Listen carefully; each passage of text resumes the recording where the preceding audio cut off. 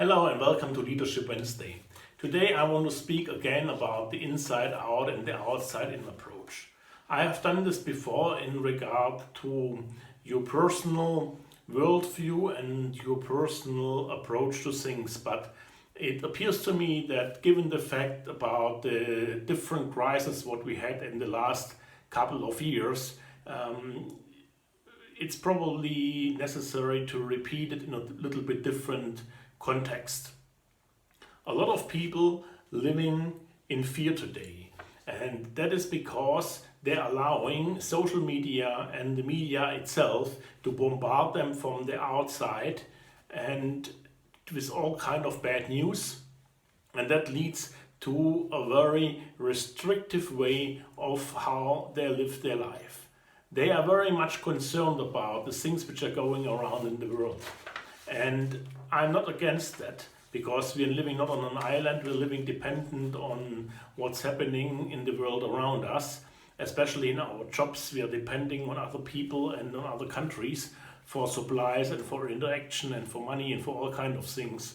But what you should avoid at all costs is to allow the mass media, social media, to influence your thinking and to control your life.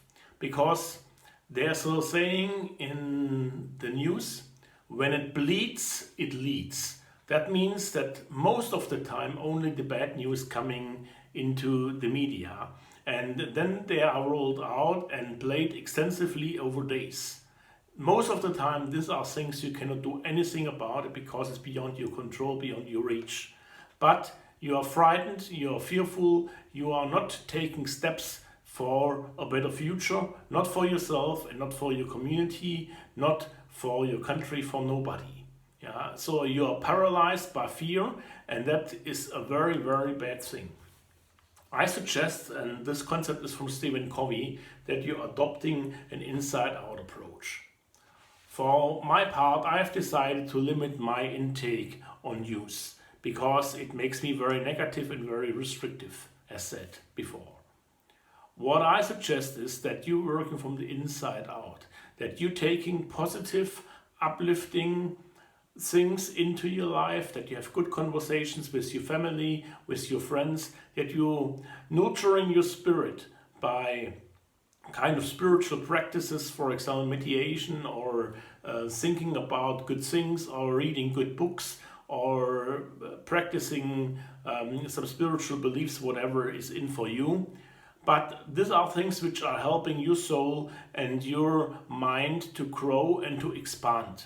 And this creates over time a position of strength for you. And out of the strength you are able to grow, to improve and to help yourself.